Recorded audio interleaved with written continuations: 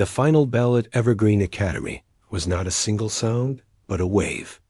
It started as a sharp electric ring, then became a roar of shuffling feet, slamming lockers, and shouted plans for the weekend. From his small closet by the gymnasium, the man listened. He waited. This was the daily ritual. His name was Henry, and he was the evening custodian. He pushed his cleaning cart into the hallway just as the last of the shiny luxury cars pulled away from the circular drive outside. The silence that followed was thick and immediate. It was a different kind of quiet, not empty, but expectant. The grand building, all polished marble and towering windows, seemed to let out a long, slow breath. Henry did too. This was his time. The school during the day was a world of sharp elbows and sharper glances. Kids in uniforms that cost more than his monthly rent moved with a confidence that seemed built into the brickwork. He was part of the scenery to them, like a fire extinguisher or a water fountain. A man in gray work clothes, pushing a mop. They saw the clothes, not the person inside them. Henry didn't mind. In fact, he preferred it. He worked methodically, his movements practiced and efficient. He emptied wastebaskets filled with crumpled practice tests and energy drink cans. He wiped down whiteboards covered in complex equations that, in a different life, he might have understood. His hands were large, the skin weathered and crossed with fine lines from years of chemical cleaners. They were capable hands, strong from lifting heavy bags and moving furniture, but they were also careful. He handled a forgotten, expensive-looking calculator with the same gentle care he used to dust the trophies in the main display case. As the afternoon light softened to a golden hour, his route brought him to the heart of the school, the Carlton Auditorium. He pushed the heavy wooden door open, and the quiet here was deeper, almost sacred. The air smelled of old wood, velvet, and a faint hint of lemon polish. Rows of plush red seats faced the stage, where a single spotlight, left on by some stagehand, illuminated the reason for Henry's nightly pilgrimage. It was a Steinway concert grand piano. It sat on the wide, dark stage like a sleeping panther, all sleek curves and profound potential. Its polished ebony surface was a mirror, reflecting the ghost light in a long, liquid streak. This was not just a school instrument. It was a masterpiece, donated years ago by some wealthy alumni, and it was treated with near religious reverence. Henry approached it slowly, the rubber soles of his work boots whispering on the stage floor. He set his card aside. For a long moment, he just looked at it. Then, he did what he did every Friday. He took a fresh, soft cloth from his cart, a special one, untouched by bleach or wax, and began to gently wipe the piano's magnificent surface. He wasn't just cleaning. He was communing.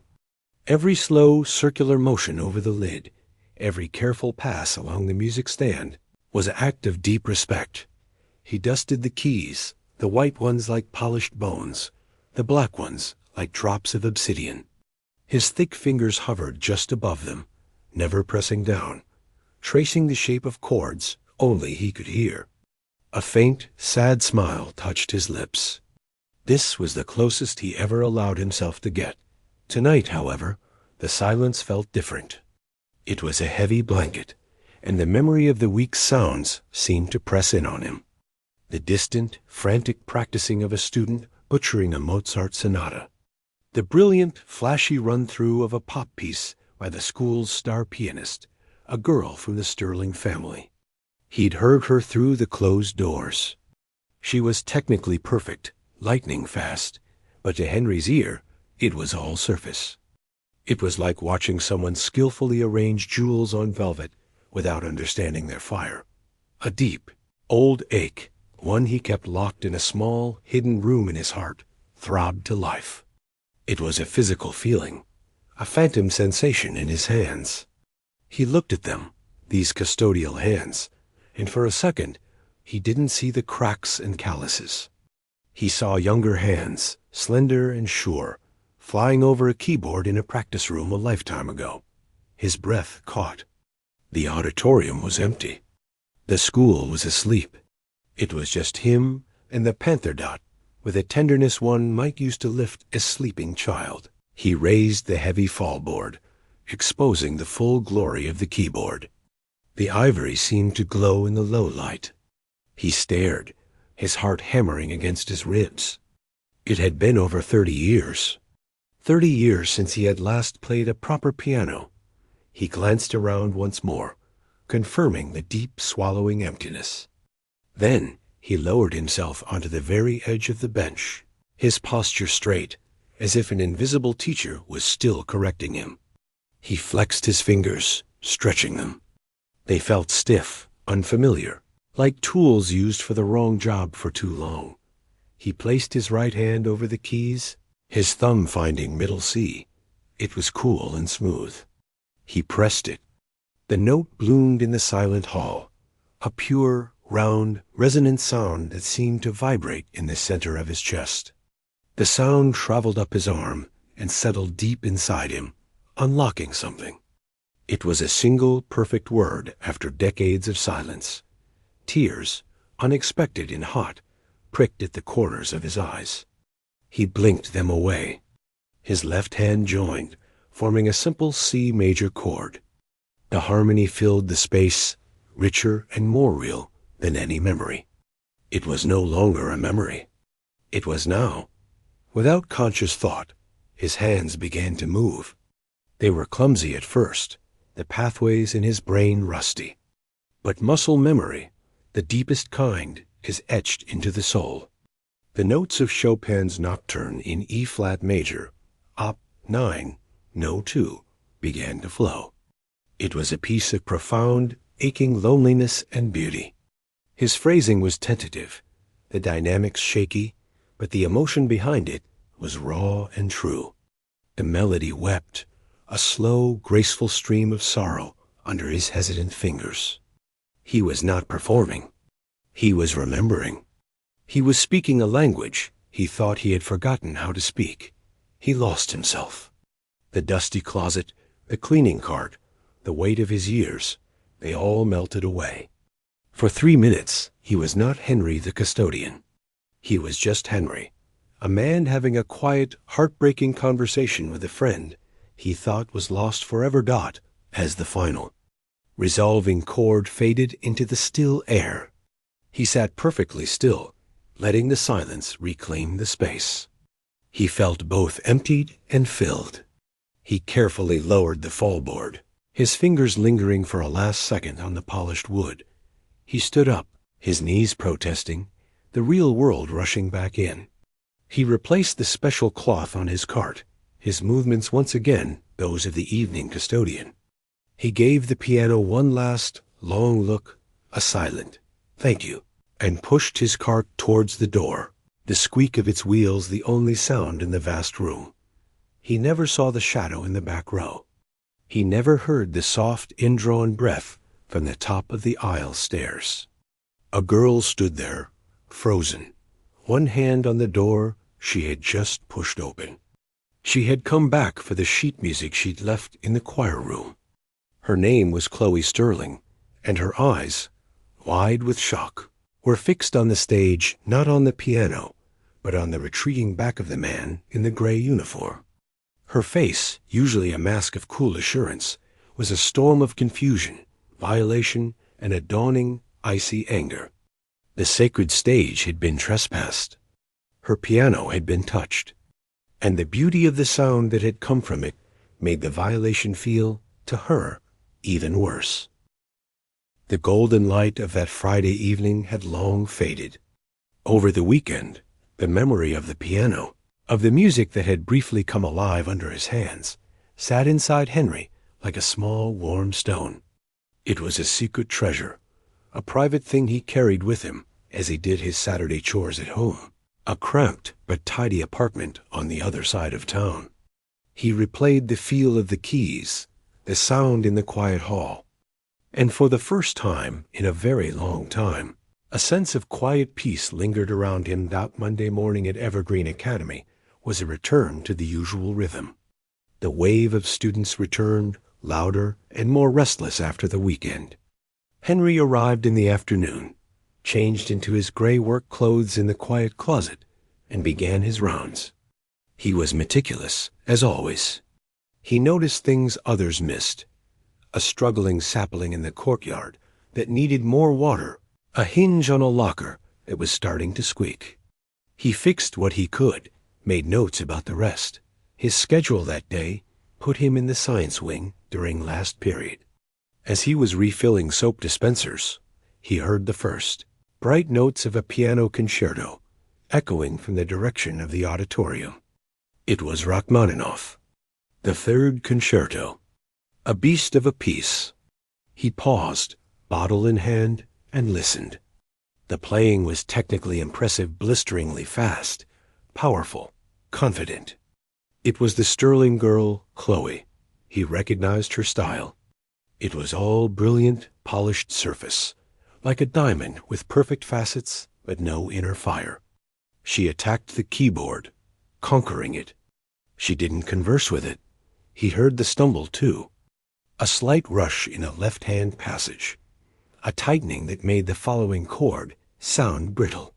She stopped, cursed under her breath, the word just audible in the hallway, and repeated the section. She stumbled in the exact same spot.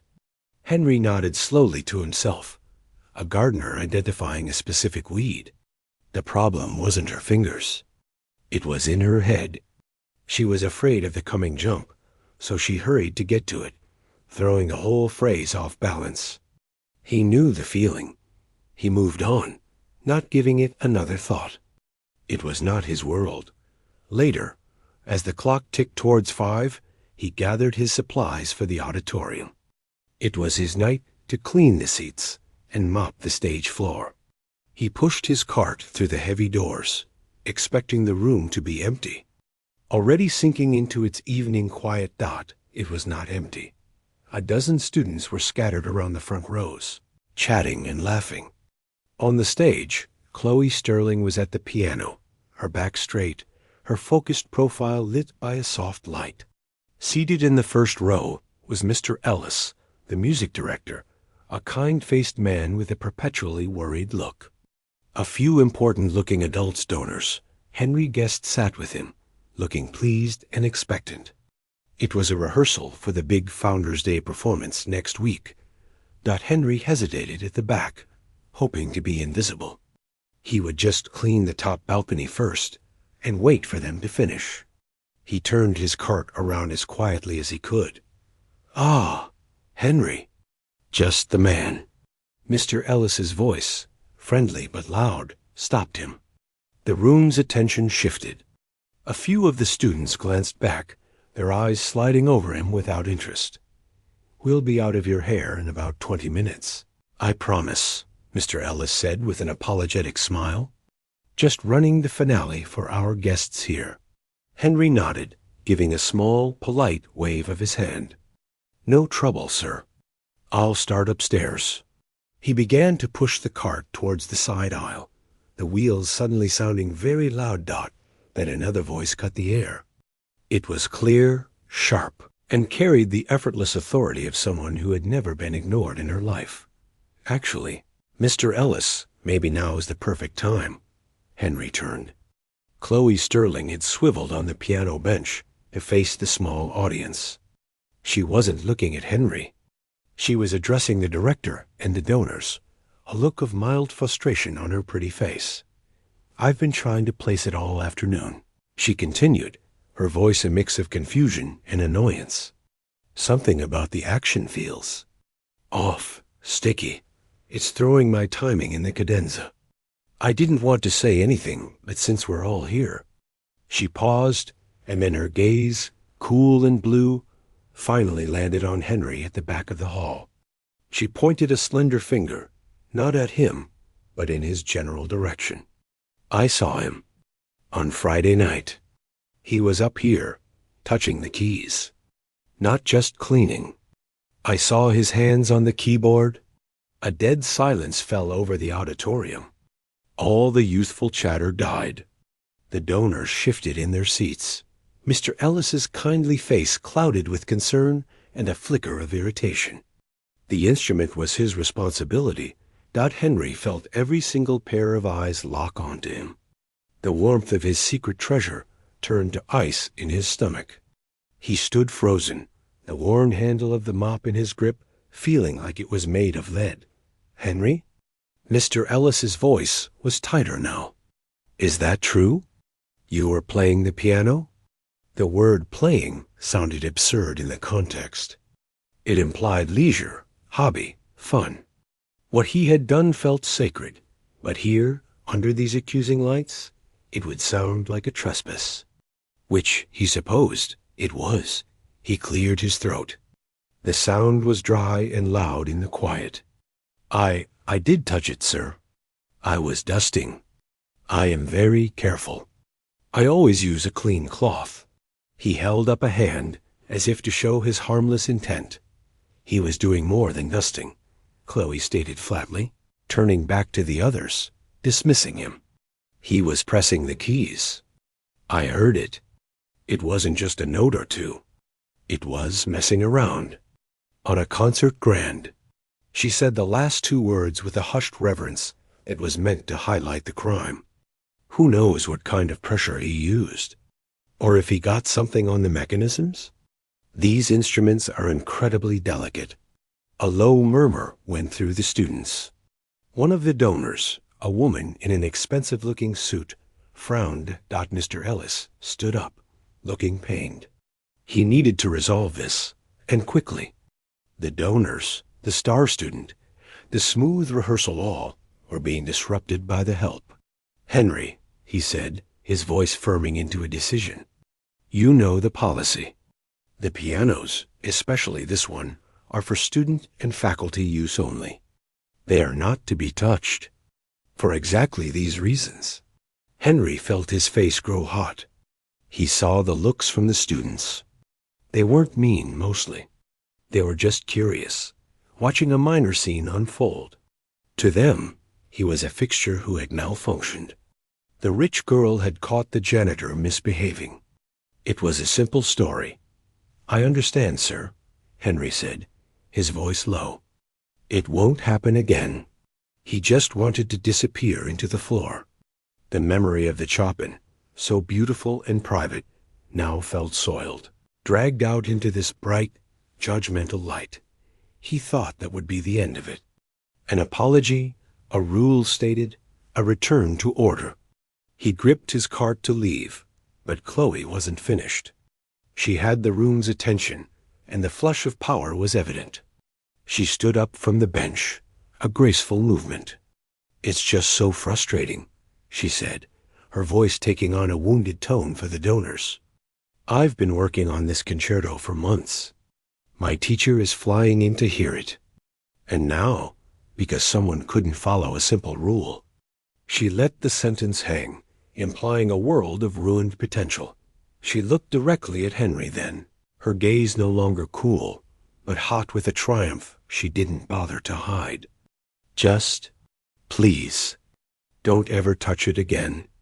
It's a precision instrument. It's not furniture." The final word was delivered like a tiny, precise dagger. Furniture. Something you dust without thought, without understanding. Something a custodian handles. The insult landed, deep and quiet. Henry felt it pierce the careful calm he had built over decades. He saw Mr. Ellis open his mouth, likely to officially end the conversation and get back to the music. But something in Henry broke. Not loudly. It was a quiet snap, like a single string inside him that had been wound too tight for too long. The heat in his face didn't recede. It focused. He slowly let go of the cart. It gave a soft squeak as it rolled back an inch. He didn't step forward, but he straightened his posture. When he spoke, his voice was different. It wasn't louder, but it was clear. It carried across the silent room without strain, a calm, solid tone no one had ever heard from him before. "The piano is not out of tune." "Miss," he said, looking not at Chloe, but at Mr. Ellis. But the B flat above middle C is slightly flat, maybe a hair's width. It's been drifting for a week. If the instrument's sensitivity is the concern, that should have been the first thing reported. A baffled silence followed. Mr. Ellis blinked. The piano tuner had been just last Monday. Henry then turned his head. His eyes met Chloe's. He saw the first crack in her confident mask, a flicker of pure confusion. And the trouble with the Rachmaninoff, he continued, his voice still quiet, but every word falling like a stone into a pond. It's not the piano's action. You're rushing the left-hand arpeggios in the fourth passage before the cadenza. You're anxious about the right-hand chord jump that comes after, so you squeeze the time. It makes the rhythm sound frantic, not powerful. The piano is fine. You just need to slow the left hand down. He stopped talking. For a full 5 seconds, nothing happened. No one moved. The air seemed to have been sucked out of the grand room. Chloe simply stared at him, her mouth slightly open, all color draining from her face. The students in the rows were frozen, looking back and forth between the custodian and the star. The donors were leaning forward, utterly bewildered. Mr. Ellis took a single, slow step away from his seat, his eyes wide, fixed on Henry as if seeing him for the very first time. The silence in the auditorium was no longer just an absence of sound. It had weight and texture, and a strange electric charge. All the confident noise of just a minute before the rehearsed music, the chatter, the sharp accusation, had been wiped clean. In its place was a profound, echoing quiet, and at the center of it stood Henry, the custodian, who had just spoken a language no one in that room thought he could understand. His words hung in the air. Asterisk B flat above middle C left-hand arpeggios. The chord jump. Asterisk, they were specific, technical, and utterly devastating. They were not the words of a man who had been messing around. Chloe Sterling stood by the piano bench, one hand resting on it for support. Her face, which had been a canvas of cool superiority, was now pale. Her mind was racing, trying to process the impossible.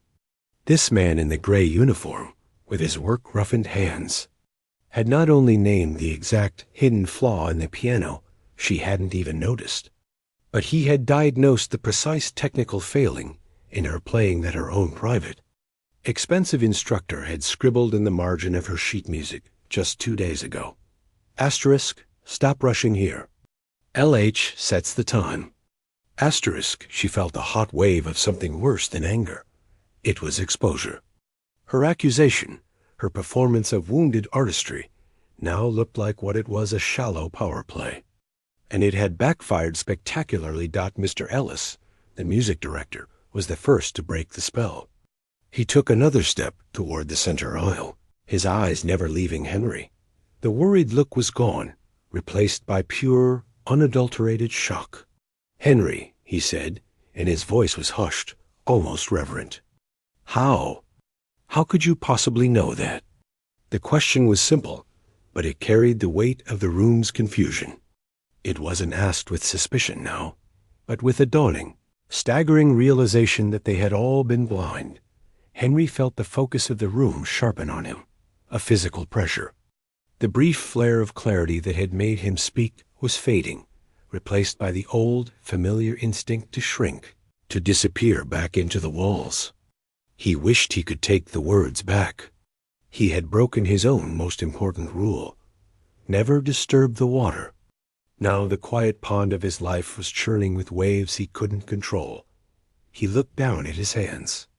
They were clasped in front of him, those custodian's hands. In the bright stage light spilling into the audience, he could see every line, every old scar, the faint discoloration from chemicals. They were the evidence of his life now. But as he stared at them, he saw the ghost of other hands. Younger, smoother, faster. Hands that had once held the promise of an entirely different future. He looked up, first at Mr. Ellis's astonished face, then at the curious, uncomprehending stares of the students. He finally let his gaze settle on Chloe. She was still staring, but the anger was gone, replaced by a bewildered, almost fearful curiosity. She was waiting for an answer. Henry took a slow, deep breath. The air felt thin. He unclasped his hands. "A long time ago," he began, his voice rough. He cleared his throat. "A long time ago, before this school was even built, I suppose. I was a student too. A music student." He paused, the words feeling strange and heavy in his mouth. He had not spoken about this in decades. "At the State Conservatory. I played the piano." He said it so simply, but the words seemed to change the very air in the room. A few of the students in the front row exchanged wide-eyed glances. Mr. Ellis slowly sank back into his seat, as if his legs could no longer support him. He just listened. "I had a teacher," Henry continued, his eyes losing focus, looking at a point somewhere far beyond the back wall of the auditorium. "A strict old man from Prague. He used to say tone was everything, that you could play all the right notes, but if the tone was dead, you were just a machine. He would have me play a single note over and over for an hour, just one note, until it could sing or weep or shout without even moving to the next." A faint, distant smile touched his lips for a second, then vanished. "He's the one who taught me to listen for a note that's just a hair flat. He said it was like a stone in your shoe. You might not see it, but you'd feel it with every step." He shifted on his feet, the story pulling him back into a past he usually kept locked away. "I was good. Good enough for a scholarship. To Juilliard." A soft, collective gasp rippled through the students. Juilliard. The word was a golden legend in a place like Evergreen. Chloe's hand, still on the piano, tightened its grip until her knuckles were white. Henry nodded, acknowledging the reaction without pride. It was just a fact, a piece of history. It was all set. The letter came. "My mother." She framed it. His voice hitched, just slightly, on the word mother. He pushed on. "That summer, after graduation, we were driving. My father, my mother, my little sister. We were going out to celebrate. A truck. It ran a red light." He didn't elaborate. He didn't need to. The grim understanding settled over the room. The donors lowered their heads. One of the students bit her lip. "I woke up in the hospital a week later," Henry said, his voice now a flat monotone, a shield against the feeling. "My family was gone. And this," he held up his right hand, flexing the fingers slowly. "The bones were crushed. They put them back together. The doctors did a fine job. I can use it for most everything." He gestured vaguely to his cleaning cart. "But for the kind of playing I was going to have to do, the speed, the precision, the endurance, it was gone. The strength never came all the way back. And the feel," he looked at his fingertips. "The feel was different. Like trying to read a book with gloves on." He let his hand fall back to his side. "The scholarship needed a pianist, not a patient. I understood. I didn't go. I sold my piano to pay for things. And after a while, I stopped trying to play. It was too much like hearing a ghost." He finally looked directly at Mr. Ellis. "I found this job 15 years ago. I like the quiet. I like making things clean and orderly. And I like being around the instruments, hearing the students, even the rough practice." He gave a small, sad shrug. "On Friday, the silence just got too heavy. I'm sorry I touched the piano. It was wrong of me. I won't do it again." The apology, coming after everything he had just revealed, sounded absurd. It was like a king apologizing for touching his own crown. For a long moment, no one knew what to do or say. The story was too big, too tragic, too real for this polished room. It didn't fit the narrative of a rich girl's complaint about a meddling janitor. It had rewritten the entire scene that Chloe was the one who moved. She took her hand off the piano bench. She didn't look at the donors, or at Mr. Ellis, or at her peers. Her eyes were fixed on the sheet music still open on the piano. The impossible, frustrating Rachmaninoff. Her mind was a whirlwind. The arrogance of her earlier words, asterisk. It's a precision instrument, not furniture. Asterisk echoed in her head, now sounding cruel and childish. This man hadn't just touched furniture. He had understood the soul of the instrument in a way she, with all her lessons and talent, was only just beginning to glimpse. He had heard her struggle and known its exact cause in a few seconds. He was, by any definition that mattered, a master. And she had tried to humiliate him. A hard, painful lump formed in her throat. The feeling wasn't pity. It was shame mixed with a desperate, soaring curiosity. The man who knew about the flat B flat and the rushing left hand was standing 20 feet away. She turned from the piano. She looked at Henry, then at Mr. Ellis. Her voice, when she found it, was small. It held none of its earlier sharpness. Mr. She realized she didn't even know his last name. She swallowed. Sir? Henry looked at her, his expression unreadable. Tired Chloe gestured weakly toward the piano bench. Would you? Could you show me? What you meant? About the left hand? The question was a surrender. It was an apology. It was a plea. The room seemed to lean in, holding its breath. Henry looked at the beautiful, imposing piano. He looked at the girl's face, now stripped of its pride, just a young musician who had hit a wall. He looked at his own hands. The old, familiar ghost of pain whispered up his right arm. He was so tired.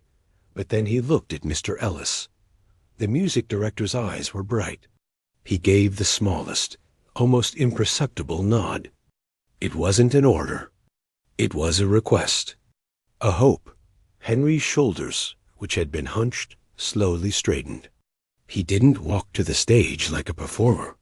He walked like a man going to a job that needed doing. He stepped past the students, past the silent donors, and climbed the 3 steps to the stage. The wooden floor creaked under his work boots. He did not sit on the bench. He stood beside the piano, near its curve, where a teacher might stand to guide a student. He looked down at the keys, then at Chloe.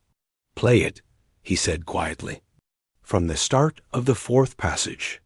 Nervously, Chloe sat. She placed her hands, took a breath, and began.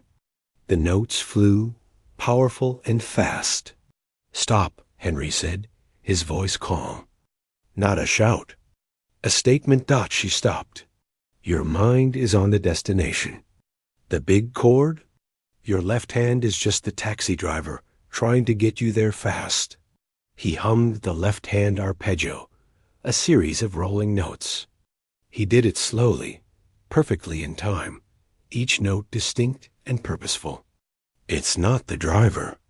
It's the road itself. The road has its own landscape, its own rhythm. Feel the shape of it. Here. He reached out with his left hand. He did not touch the keys. He hovered his index finger over the first note of the arpeggio. Think of pressing down into the key, not slapping across it. Like you're planting a seed. The silence after Chloe played the corrected phrase was deeper and warmer than any that had come before. It was a silence of absorption, not of shock. The students in the front rows weren't staring anymore. They were leaning forward, elbows on, knees completely drawn into the quiet drama on the stage. The donors had forgotten about the performance they were supposed to be previewing. They were watching a different, more real one unfold. Chloe slowly lowered her hands into her lap. She stared at them, then up at Henry, who still stood beside the piano. The words "thank you" felt too small, too ordinary. They wouldn't come out. Instead, 100 questions swirled in her head, all of them about the man, not the music. How could you just stop? How do you walk away from something like that? And push him up for the rest of your life? The tragedy of his story was immense, but what she felt in that moment wasn't pity. It was a kind of awe, mixed with a strange, sharp guilt that cut deeper than any embarrassment. Mr. Ellis finally rose from his seat. He walked to the stage steps slowly, like a man approaching something sacred. He didn't climb up. He stopped at the edge and looked up at Henry. "Henry Kovac," he said softly. The name, spoken aloud with such certainty, made Henry flinch. It was a name from a tombstone, a name on old yellowed programs he hadn't seen in a lifetime. He had almost forgotten the sound of it himself. "How do? You know that name?" Henry asked, his voice barely a whisper. "I thought I recognized something," Mr. Ellis said, his eyes shining. "When you spoke about tone, about the note weeping. My old professor at the university studied in Prague for a year in the late 70s. He talked about a genius teacher there, a man named Pavel. And he mentioned Pavel's star pupil, a teenager who was going to change the world. A boy named Henry Kovac. He said the boy could make a piano breathe." Mr. Ellis shook his head, a smile of wonder on his face. "I never made the connection. Not in a million years." The revelation sent a new ripple through the small audience. A name gave the story bones. Henry Kovac. It was no longer just a sad story about a custodian. It was a real person, with a history that had left a mark, however faint, in the world they all aspired to join. Henry looked down at his shoes, then out at the empty red seats. He felt exposed in a new way. His past, which he had kept as a private, quiet ghost, was now being given flesh and blood in front of an audience. Kovac. Chloe repeated the name to herself. It sounded solid, musical. It fit the man beside her better than just Henry ever had. Mr. Ellis climbed the last step onto the stage. He didn't crowd Henry. He kept a respectful distance. "You said you sold your piano," he said gently. "What? Did you play? Do you remember the make?" Henry was silent for a long moment. The room waited. "It was a Bechstein," he said finally, the word tasting like dust and honey. "Model B 1928. It had a crack in the soundboard right here." He gestured to a spot near his heart. It gave the bass a dark, smoky sound. "My teacher helped me find it. He said perfect pianos were for perfect players, and perfect players were boring." A real, genuine laugh escaped Mr. Ellis, a sound of pure delight. "That sounds like the stories I heard." He took a step closer, his voice dropping, becoming personal. Just between the two of them, though the whole room listened. "Henry, what you just did." He gestured to Chloe, to the piano. "In 30 seconds, you gave her something her teacher has been trying to get across for months. That's not gone. Whatever you think you lost, that's still in there." Henry shook his head slowly. "It's a different language, Mr. Ellis. I remember the grammar, a few phrases, but I can't write the poetry anymore. This," he held up his right hand, flexing the stiff fingers. "It's a door that's closed. I made my peace with it." "Did you?" "Mr. Ellis asked softly, not challenging, just wondering.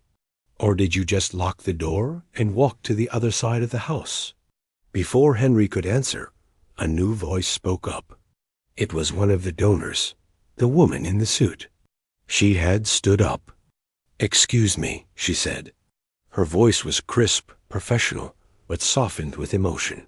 "Mr. Kovac, my father was a pianist. Not a famous one.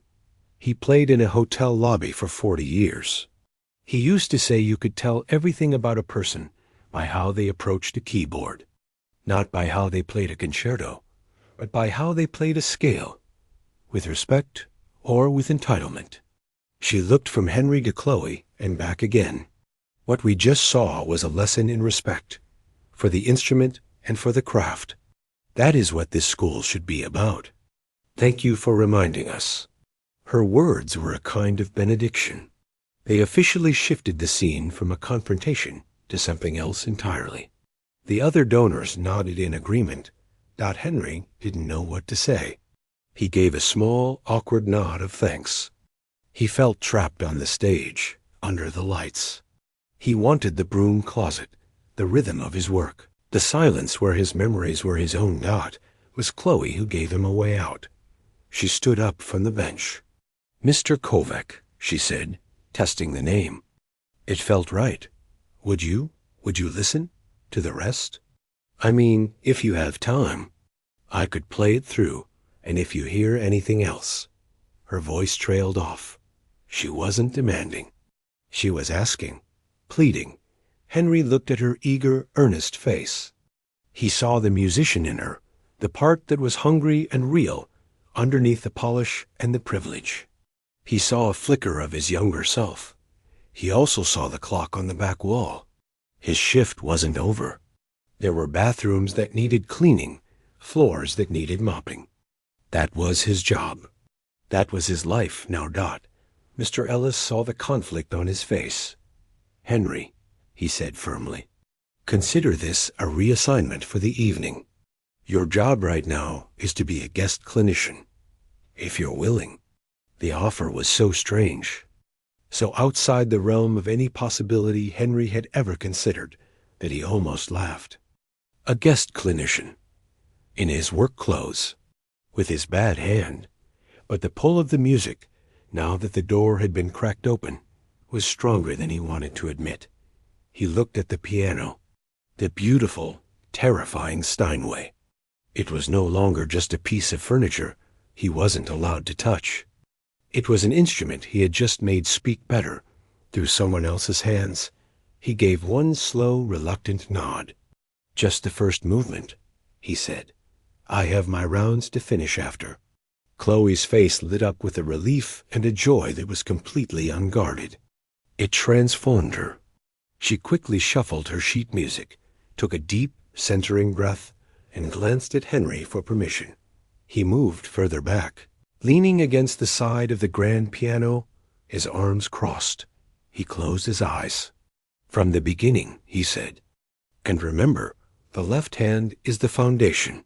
It digs the cellar. The right hand builds the house on top of it.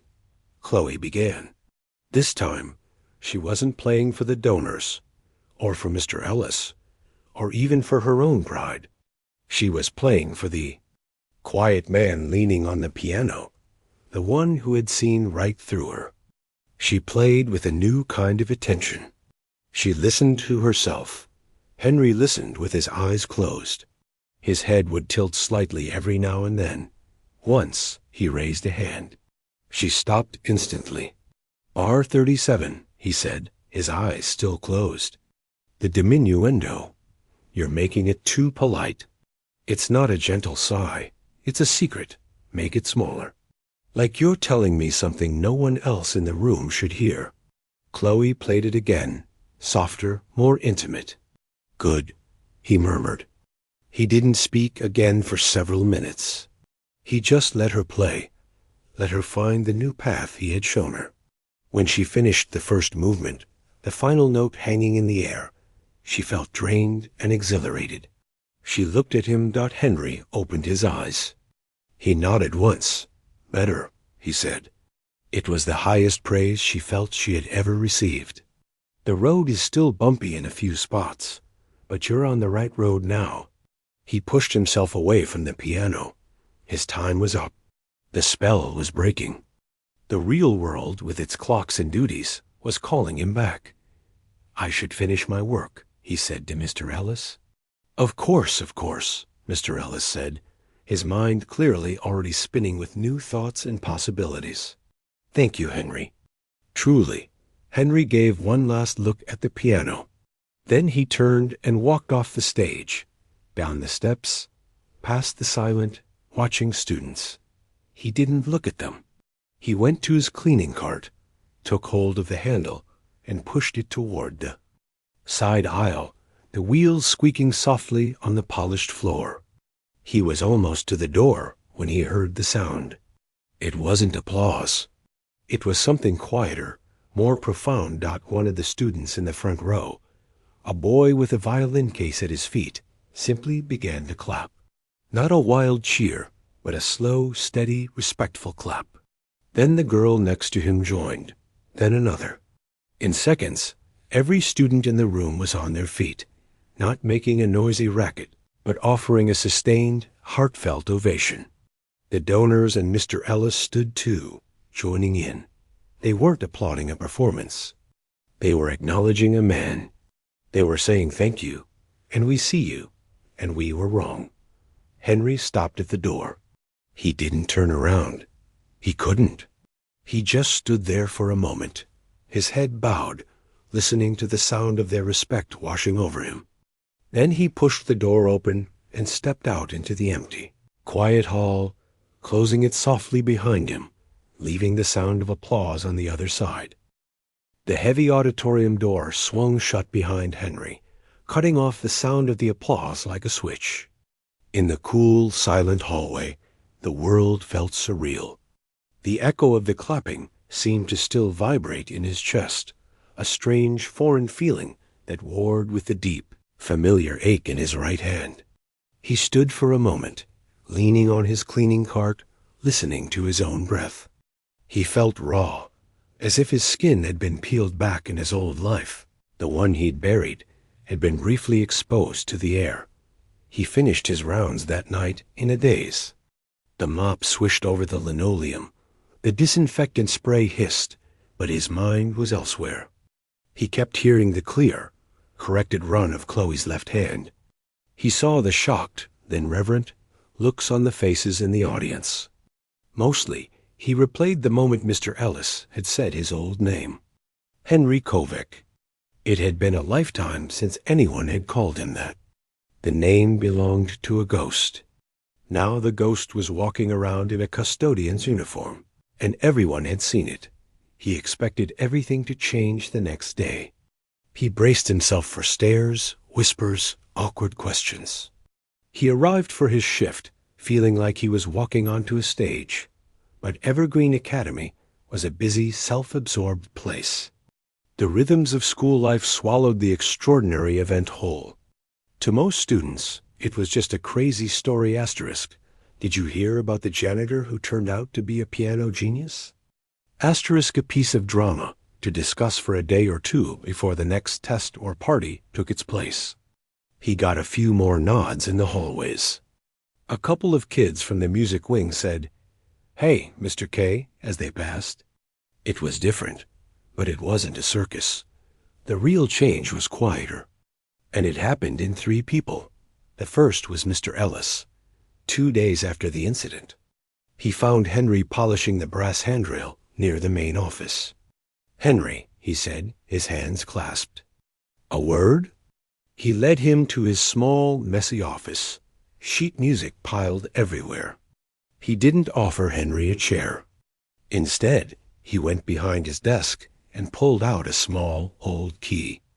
"This is for the practice room in the basement, the one with the upright. It's not a Steinway, but it's tuned. It's quiet. No one uses it after 4. He placed the key on the desk between them.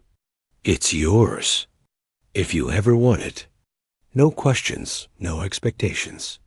The door locks from the inside." Henry looked at the key, a simple brass thing. It looked like freedom. It looked like a threat. He picked it up slowly. It was warm from Mr. Ellis's hand. "Thank you," he said, his voice thick. "No," Mr. Ellis said. "Thank you. You reminded me why I do this job. Not to create stars, but to serve the music. I'd forgotten that." The second change was in Chloe. She no longer treated the auditorium as her private kingdom. Henry would see her sometimes, practicing with the door open.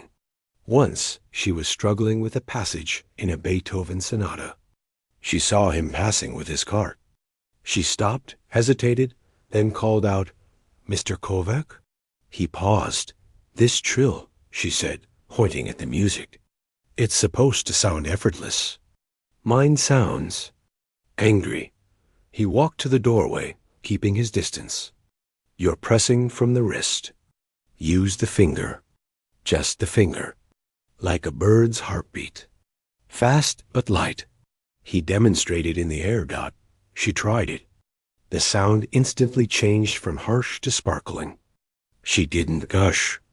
She just nodded, a student accepting a correction. Thanks. One afternoon, he came to clean the auditorium and found a small folded note sitting on the closed lid of the Steinway. It wasn't on the bench, where anyone could see it. It was placed carefully dead center on the polished wood, where only the person who cleaned it would find it. He opened it. The handwriting was neat, but not fancy. Asterisk. Mr. Kovac, asterisk, am sorry, isn't enough for what I said. It was cruel and small. I was protecting a piece of furniture, and you showed me it has a soul. I'm trying to listen for it now. Thank you for the lesson. Asterisk C. Asterisk Henry folded the note and put it in his shirt pocket. He felt the weight of it there all day. It wasn't an apology from a rich girl. It was an apology from a musician to a musician. That he could understand. The third change was in Henry himself. The key in his pocket felt like a live thing. For a week he didn't use it. He would walk past the basement corridor, his hand brushing over the key through the fabric of his pants. The fear was a cold stone in his stomach. What if he sat down and nothing came? What if the connection was truly broken? The memory of the music was precious. What if the reality now was a disappointment? Finally, on a Friday, just like the first time, he found himself standing outside the practice room door. The hall was silent. He took the key out. His hand shook. The lock turned with a soft clunk. The room was small, with no windows. An old, scarred upright piano stood against one wall. It was nothing special. He closed the door and locked it from the inside. The silence was absolute. He walked to the piano. He didn't clean it first. He just lifted the fallboard. He sat on the bench. It creaked. For a long time, he just looked at the keys. Then he began with scales. Not the fiery, difficult ones of his youth, but simple, slow C major.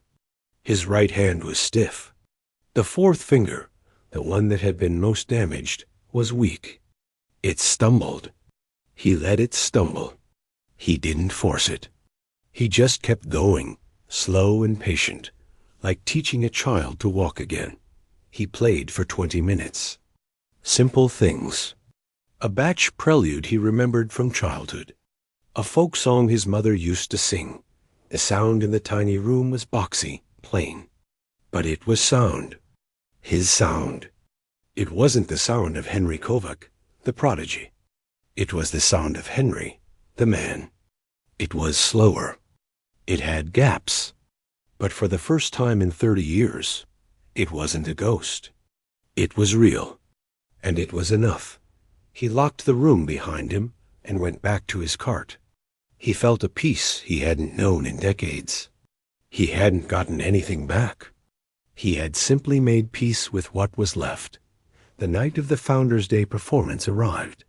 The auditorium was full of light and the rustle of expensive clothes. Henry, as usual, was working.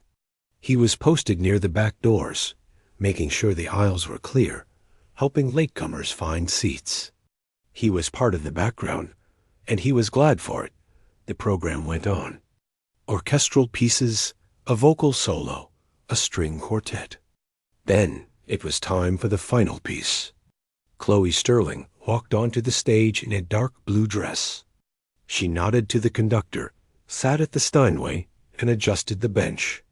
The spotlight made her look both young and very serious. As she placed her hands over the keys, she did something unexpected. She looked up, not at the conductor, not at the donors in the front row. She looked all the way to the very back of the hall, to the shadows by the doors. She found Henry's eyes and gave a small, almost imperceptible nod. Then she began. The Rachmaninoff. Henry leaned against the back wall and listened. He heard the difference immediately. The left hand was steady, a powerful, rolling foundation. The frantic edge was gone. In its place was a controlled storm. She played with a new maturity, a depth of feeling that hadn't been there before. She wasn't just playing the notes correctly now. She was telling the story they contained. She was listening for the soul of the instrument. He closed his eyes. In the dark, with the music washing over him, he didn't see the custodian or the prodigy. He didn't see the rich girl or the teacher. He just heard the music. It was beautiful. It was alive. When the final thunderous chords crashed and then faded into a ringing silence, the audience erupted. They leaped to their feet, a roaring wave of applause. Chloe stood, took her bow, her face flushed with effort and relief. The applause went on and on. She looked to the back again. Henry was still there, in the shadows. He wasn't clapping wildly. He had his hands clasped in front of him. But he was looking right at her. And he nodded. A single firm nod of approval. A master's nod. She smiled. A real, unguarded smile. And took another bow. Henry slipped out the door as the applause continued. The hallway was quiet. He could still hear the muffled roar from inside. He pushed his cart towards the supply closet, the squeak of the wheels a familiar song. He wasn't a hero. He wasn't a legend reclaimed. He was a man who cleaned schools for a living. But he was also a man who had a key to a practice room in his pocket. He was a man who had, in his own quiet way, passed something on. The ghost of Henry Kovac could finally rest. The man Henry could finally go on. He turned off the main lights in the hall, leaving the emergency strips to glow. In the soft, bluish dark, the school slept. And for the first time in a very, very long time, Henry did too.